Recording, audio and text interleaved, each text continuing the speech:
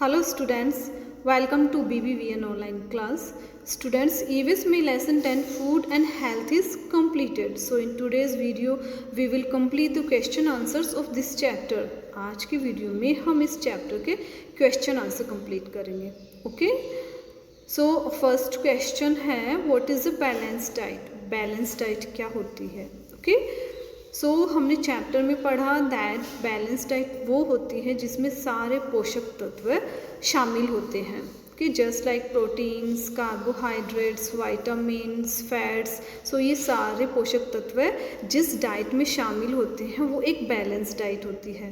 Okay, सो इसका answer होगा a diet which contains all the nutrients in right amount is called a balance diet. वह diet जिसमें सारे nutrients पोषक तत्व एक सही मात्रा में, इन अ राइट अमाउंट बोलते हैं, एक सही मात्रा में होते हैं, is called a balance diet. वह बैलेंस डाइट होती है. ओके, सो स्टूडेंट्स हमें सारी डाइट जिसमें वो डाइट भी लेनी चाहिए जिसमें प्रोटीन होता है, वो डाइट भी लेनी चाहिए जिसमें वाइटामिन्स भी होते हैं. एक ही डाइट में सारे पोषक तत्व हमें नहीं मिल सकते. ओके, सो हमें सारे जो ये वाइटामिन्स, प्रोटीन्स, कार्बोहाइड्रेट्स, इन सब को मिला के एक बैलेंस डाइट बनानी चाहिए और वो ही हमें लेनी चाहिए. ओके स्टूडेंट्स, समझ में आया? एक बार फिर से रिपीट कर रही हूँ.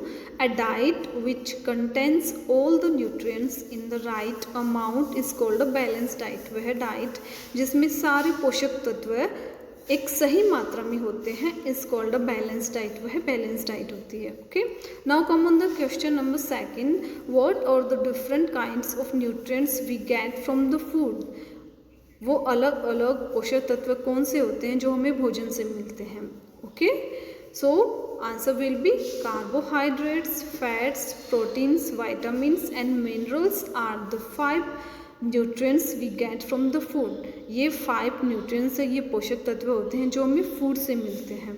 ओके, हमने चैप्टर में भी पढ़ा कि ये जब सारे पोषक तत्व एक डाइट में शामिल होती है तो वो क्या बन जाता है, एक बैलेंस डाइट में बन जाती है. ओके, सो ये सेकंड क्वेश्चन भी उससे रिगार्डिंग है कि वो पोषक तत्व कौन से हैं, वो न्यूट्रिएंट कौन से हैं जो हमारे भोजन से हमें मिलते हैं. सो इसका आंसर भी यही होगा. इसमें आपको नाम लिखना है उन न्यूट्रिएंट्स के. तो वो नाम कौन से होंगे? आंसर क्या होगा? Carbohydrates, fats, proteins, vitamins and minerals are the 5 nutrients we get from the food. ये 5 न्यूट्रिएंट्स हैं जो हमें भोजन से मिलते हैं. ओके, तो हमें डेली लाइफ में भी इन 5 न्यूट्रिएंट्स को हमारी डाइट में हमें शामिल करना चाहिए. ओके, ये सब मिलके क्या बनाते हैं, एक बैलेंस डाइट बनाते हैं. Now come on the question number 3. When can there be a shortage of food. Food की शॉर्टेज कब होती है? ओके, कब होती है फूड की शॉर्टेज? हमने चैप्टर में पढ़ा. यस, जब क्या होता है, कौन सी सिचुएशन आती है? अकाल की सिचुएशन, जिसको इंग्लिश में बोलते हैं famine. Okay, famine is a situation when there can be a shortage of food.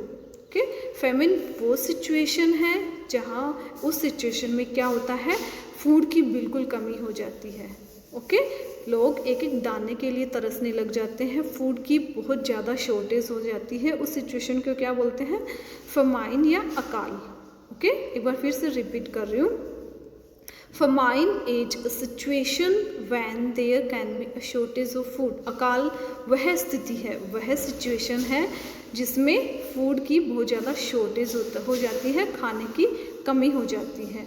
Okay, next fourth देखिए, थर्ड समझ में आ गया. अकाल वह सिचुएशन है जिसमें फूड की कमी आ जाती है. ओके स्टूडेंट्स, एंड अकाल कब आता है? जब ड्रॉट होती है, सूखा आता है. जब सपोज कीजिए किसी जगह पे बिल्कुल भी बारिश नहीं होती या बहुत कम बारिश होती है, उस सिचुएशन में क्या होता है? अकाल होता है. बिल्कुल फसल नष्ट हो जाती है, फसल को बिल्कुल पानी नहीं मिलता है और खाने के लिए बिल्कुल भी अनाज नहीं होता है खेतों में, तो उसको क्या बोलते हैं? कौन सी सिचुएशन होती है? वो फेमाइन की सिचुएशन. आई होप अब आपको अच्छे से समझ में आ गया होगा. Now come on the next question. Water deficiency disease. कुछ बहुत ज़्यादा डेफिशिएंसी, खतरनाक बीमारियां कौन सी है? व्हाट आर डेफिशिएंसी डिजीज, वो खतरनाक बीमारियां कौन सी होती है जो पोषक तत्वों की कमी से होती है, उनको बोलते हैं डेफिशिएंसी डिजीज। ओके, सो इसका आंसर क्या होगा? Rickets, scurvy, beri and anaemia are some deficiency disease का आपको नाम बताना है, एटलीस्ट 4 एग्जाम्पल आपको देने हैं। एंड 4 एग्जाम्पल में आपको क्या लिखना है? Rickets, scurvy, beri and anaemia are some deficiency disease. ये कुछ खतरनाक बीमारियां हैं जो पोषक तत्वों की कमी से होती है। Okay, now come on the question number 5, why does food gate spoil, कि फूड स्पॉइल क्यों हो जाता है? ओके, सो आंसर क्या होगा? Food gate spoil because of bacteria और फंगी। हमारा जो फूड होता है वो किस कारण स्पॉइल हो जाता है? या तो बैक्टीरिया की वजह से या फिर फंगी। ये जो बैक्टीरिया है, माइक्रो ऑर्गेनिज्म है, ये क्या करते हैं? फूड को स्पॉइल कर देते हैं। इसलिए हमें इन सब से बचाने के लिए फूड को क्या करना चाहिए? या तो इसको कूल प्लेस, रेफ्रिजरेटर में रखना चाहिए या फिर किसी ड्राई प्लेस में रखना चाहिए। ओके स्टूडेंट्स, समझ में आया why does food gate spoil, कि जो हमारा खाना होता है वो क्यों स्पॉइल हो जाता है? Food gate spoil because of bacteria और फंगी।